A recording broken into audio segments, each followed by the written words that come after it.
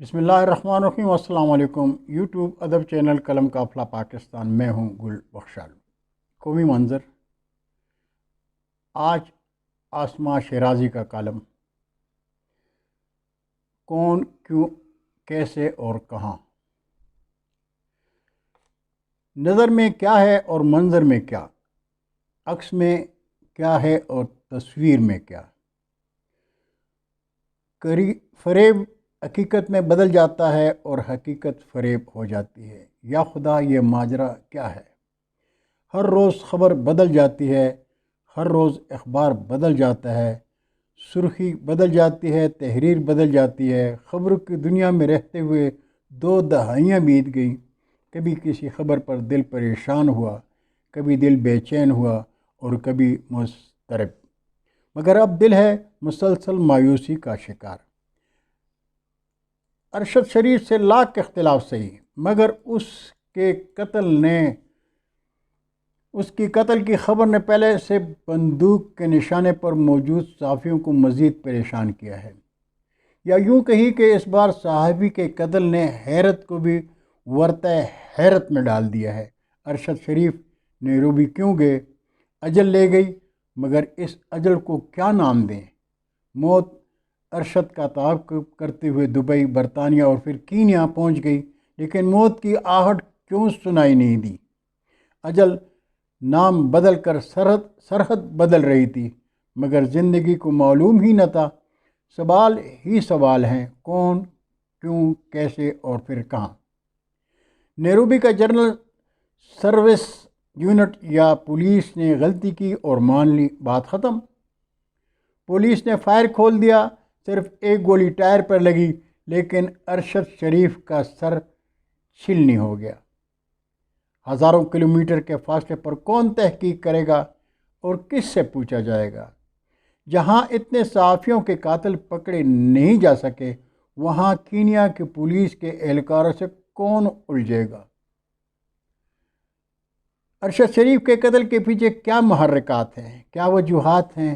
ان سب کی تحقیق ہونا ضروری ہے، لیکن ہوگا کیا؟ کمیشن پہ کمیشن اور نتیجہ ندارت۔ سلیم شہزاد کمیشن، حامد میر کمیشن، اب سارا عالم اور اسد طور پر حملے کی تحقیقات کمیٹیاں، عدالتی انکوائریاں اور جانے کیا کیا۔ دل بہلانے کے بہانے تو ہیں، مگر انصاف کے تقاضے نبھانے کے طریقے قطعاً نہیں۔ ملک جس دوراہے پر کھڑا ہے، وہاں منقسم میڈیا، منقسم عدلیہ، منقسم انتظامیہ، مقننہ اور یہاں تک کہ منقسم طاقتور اشرافیہ اس نہج پر پہنچ چکے ہیں کہ مزید تقسیم کی گنجائش نہیں، مگر اس کے ساتھ ساتھ ارتقاء کا جو عمل تقسیم کے بعد جنم لیتا ہے، اس کے آغاز کی کوئی صورت بھی دکھائی نہیں دے رہی۔ نیشنل ڈیفنس یونیورسٹی میں حالیہ دنوں میں آرمی چیف کی ایک اہم بیٹھک کا انعقاد ہوا، جہاں بہت سے انکشافات ہوئے۔ وہیں پر ایک امید بھی دامنگیر ہوئی کہ تقسیم کے اس عمل کو کہیں تو رکنا ہے۔ آئین، جمہوریت، روشن خیالی اور معاشی خوشحالی کی خبر تو دی گئی، تاہم 3 سے زائد مرتبہ حالات کی خرابی اور حکومت اپوزیشن کے ساتھ ایک ساتھ نہ بیٹھنے کی صورت مارشاء اللہ کی دھمکی بھی بار بار طاقت اور دونس کا احساس دلاتی رہی۔ ایسے میں گزشتہ 4 سال کے واقعات اور غلطیوں کے احساس نے جنرل قمر جاوید باجوہ کی رخصتی کے اہم اعلان کو کسی طور کم اہم نہیں ہونے دیا۔ اسی ایک نشست میں بارہا صحافیوں پر تنقید، وہاں موجود صحافیوں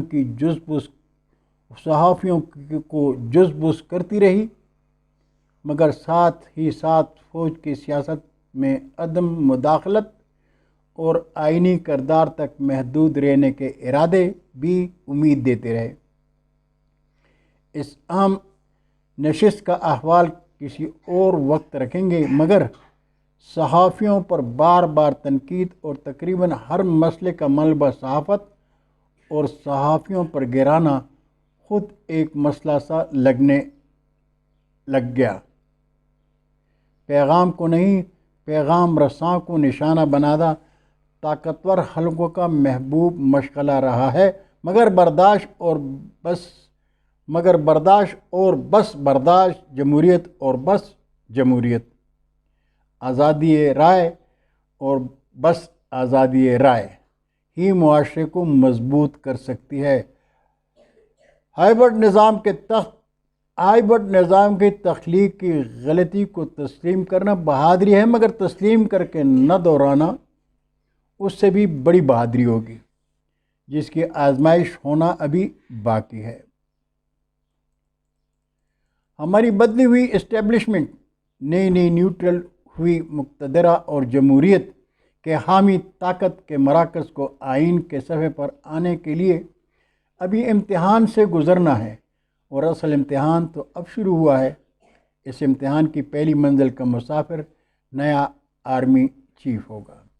ناظرین، یہ تھا عاصمہ شیرازی کا کالم جو میں نے BBC سے لیا، اور آج کا انتہائی اہم موضوع تھا، اس لیے میں نے عاصمہ شیرازی کا کالم آپ کے حضور پیش کر دیا۔ امید ہے آپ نے قلم قافلہ YouTube چینل سبسکرائب کیا ہوگا، لیکن اگر ابھی تک آپ نے سبسکرائب نہیں کیا تو پلیز سبسکرائب کر کے دوستوں کے ساتھ شیئر کر دیں۔ انشاءاللہ پھر ملاقات ہوگی، تب تک کے لیے اجازت۔ اللہ حافظ۔ پاکستان زندہ باد۔